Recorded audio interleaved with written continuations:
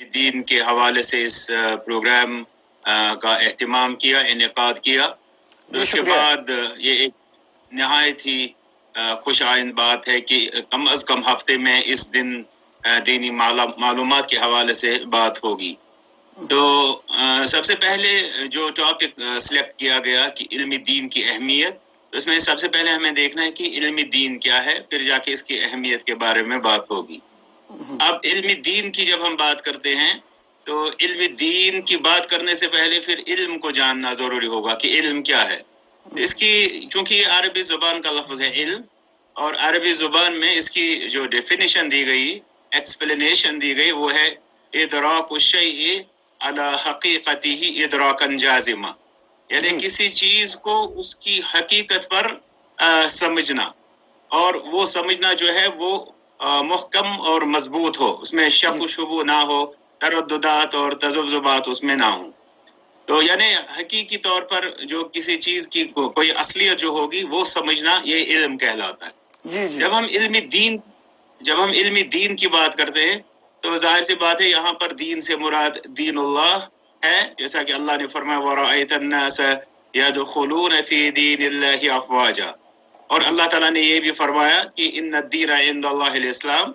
तो इस हवाले से जब हम दीन की बात करते हैं तो हमारी मुराद होती है कि दीन इस्लाम।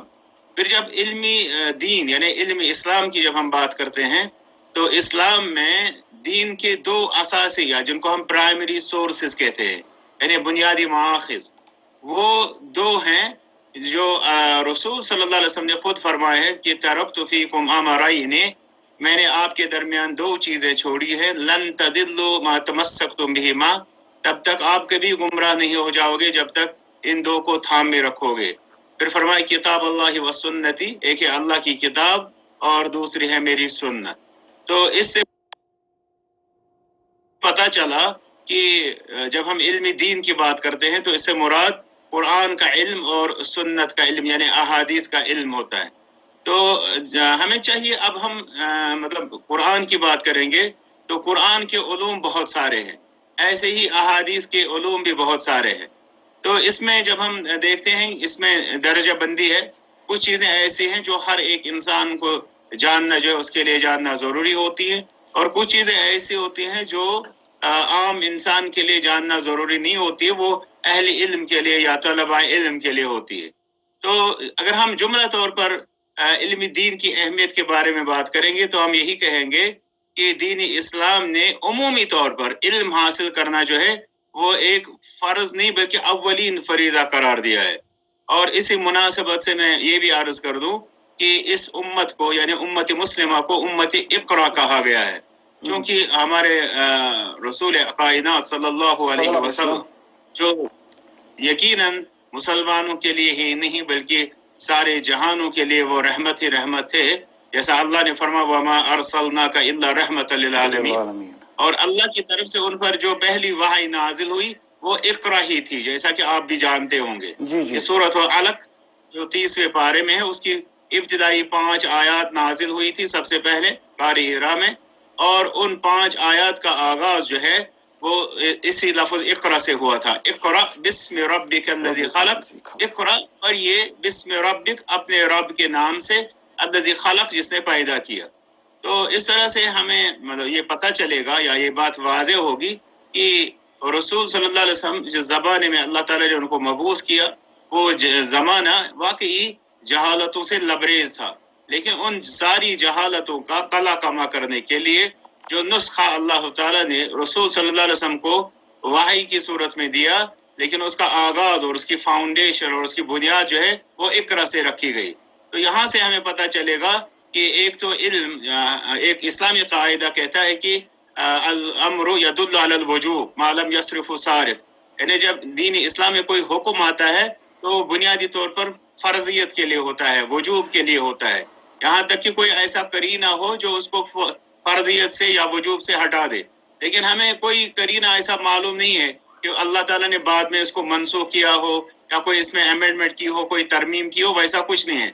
तो ये हुक्म जो अल्लाह ताला ने दिया इक़रा, ये इस बात पर दलालत करता है, ये बात वाज़ेह करता है कि हम पर इल्म हासिल करना, इल्म सीखना فرض ہے, اور یہ مردوں پر بھی فرض ہے, یہ عورتوں پر بھی فرض ہے, اور یہ ہر ایک انسان پر, ہر ایک مسلمان پر فرض ہے.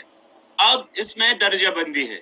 علم کے دو طبقے یا دو حصے کیے گئے ہیں. ایک علم فرض عین ہے اور دوسرا علم فرض کفایہ ہے.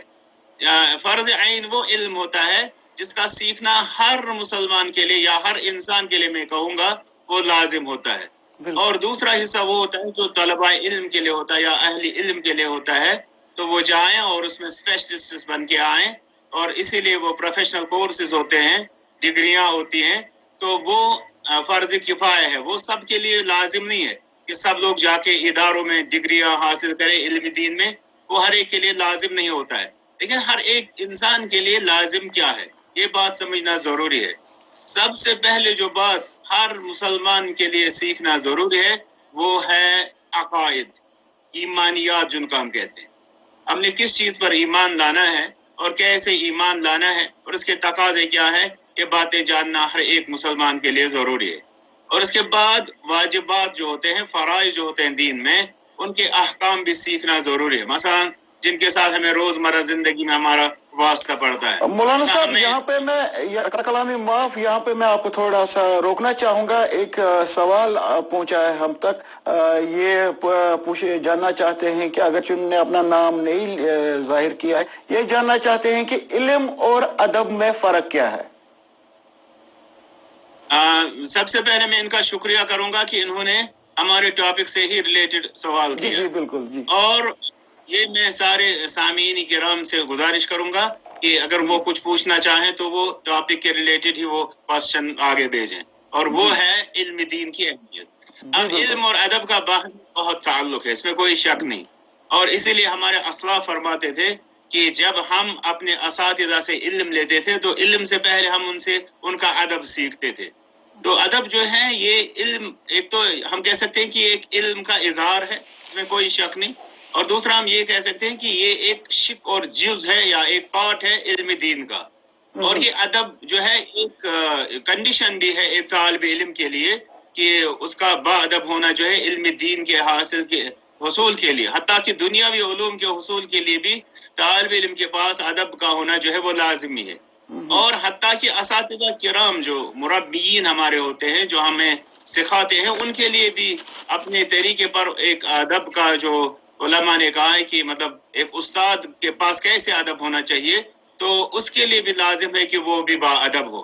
اس لیے کہ ہمارے اسلاف, جیسا کہ میں نے پہلے عرض کیا, وہ فرماتے تھے کہ ہم اپنے اساتذہ سے ان کے علم سے پہلے ان کا ادب سیکھتے تھے, وہ کیسے با ادب تھے.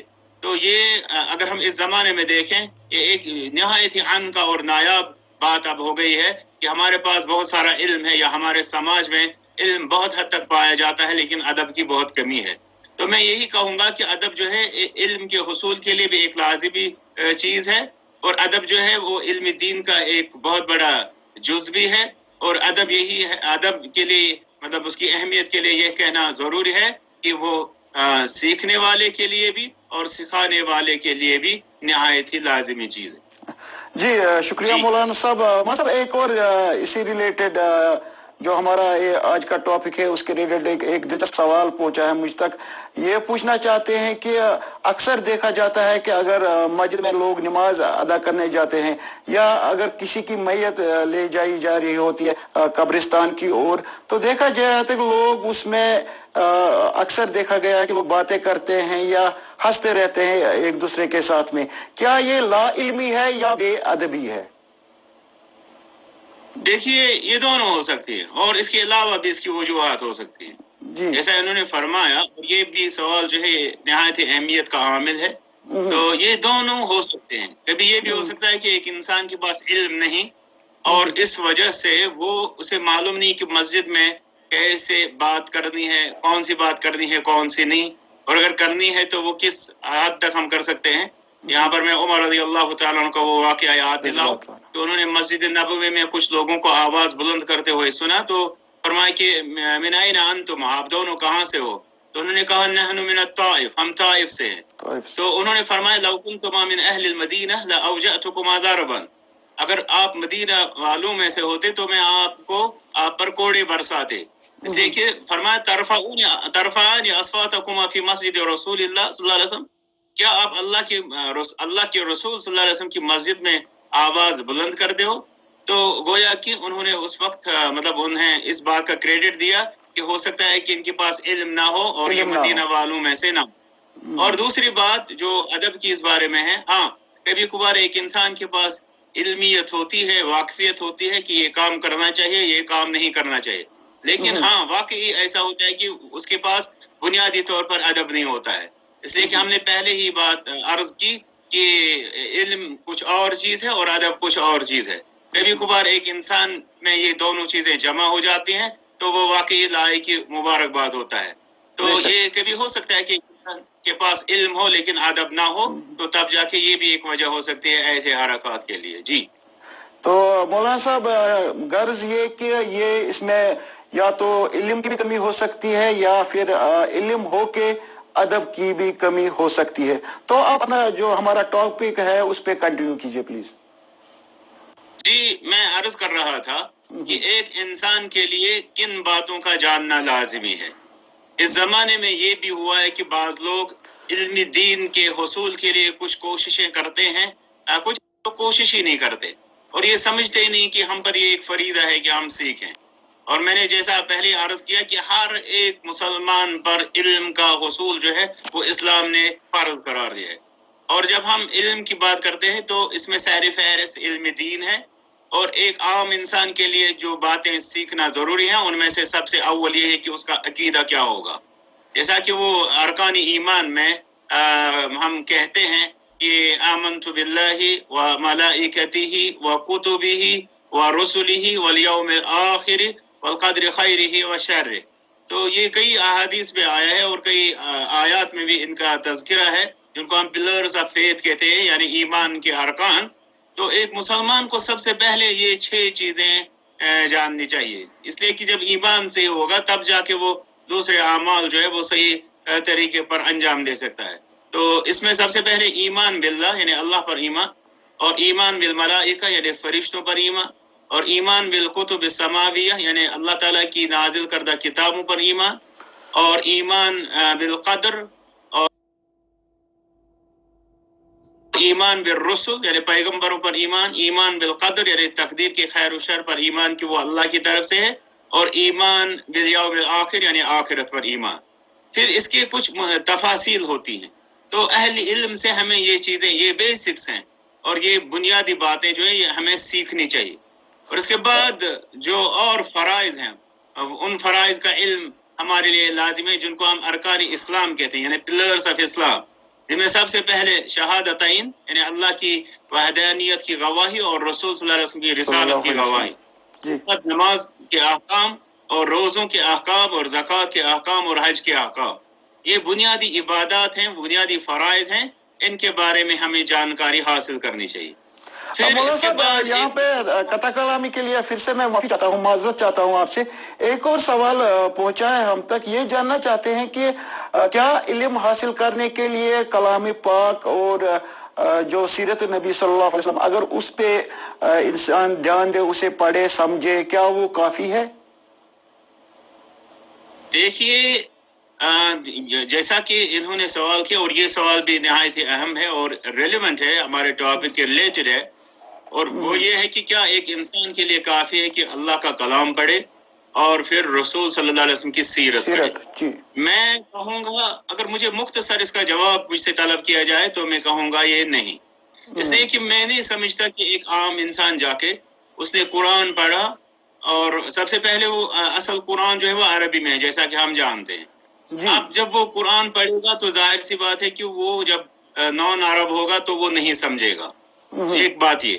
اب اگر وہ عربی زبان جانتا بھی ہے تو وہ قرآن کا بہت سارا حصہ سمجھ پائے گا، اس میں کوئی شک نہیں، لیکن بہت ساری چیزیں ایسی ہیں جو اسے اہل علم کی یا اہل تفسیر کی رہنمائی کے بغیر اس کی سمجھ میں نہیں آئیں گی. پھر دوسری بات یہ ہے کہ ایسا ہی معاملہ احادیث کے بارے میں. اب جو ترجمے کی بات چلے گی، قرآن اگر اس کے پاس ہے اور اس کی زبان میں اس کا ترجمہ ہے، مثلا اردو میں ہے یا کشمیری میں، یا ترجمے میں بھی وہی مسئلہ ہوگا. وہ کچھ باتیں سمجھ پائے گا، مثلا قل هو اللہ احد کہہ دیجئے کہ وہ اللہ ایک ہے، یہ سمجھ پائے گا. لیکن وہاں پہ لکھا ہوگا اقیم الصلاۃ، نماز قائم کیجئے، اس کو یہ معلوم نہیں ہوگا کہ یہ نماز جو ہے یہ پہلے ہے کیا، اور پھر یہ نماز قائم کیسے کی جائے گی. اس کے لیے اس کو رہنمائی کی ضرورت ہوگی. ایسا ہی معاملہ پھر رسول صلی اللہ علیہ وسلم کے احادیث مبارکہ کے بارے میں. لوگ عام طور پر کہتے ہیں سیرت، اس میں کوئی شک نہیں کہ سیرت ایک مطلب ایک اہم ٹاپک ہے، اور سیرت ہمیں مطلب اولین ترجیحات میں ہماری ہونی چاہیے کہ ہم سیرت پڑھیں، اور آتھنٹک سیرت پڑھیں، مستند سیرت پڑھیں جو ثابت ہو، جو ریسرچ کے اصولوں پر پرکھی گئی ہو. سیرت کے نام پر بہت سارا کچھ لکھا گیا، اور کچھ ایسی کتابیں لکھی گئی سیرت کے نام پر جو حکایتیں زیادہ لگ رہی ہیں، اور علم جو ریسرچ ہے، جو نالج ہے، وہ اس میں کم لگ رہی ہے. تو اس بات کا ہمیں خیال رکھنا ہوگا سب سے پہلے کہ سیرت کیا ہوتی ہے. اور پھر دوسری بات یہ ہے کہ سیرت کا لفظ استعمال کرنا شرعی مصادر کے بارے میں، یعنی سورسز کے بارے میں، یہ اس سے بہتر یہ ہے کہ ہم حدیث کی بات کریں، ہم رسول صلی اللہ علیہ وسلم کی فرمودات کی بات کریں، ان کی سنن مطہرہ کی بات کریں، یہ زیادہ بہتر رہے گا.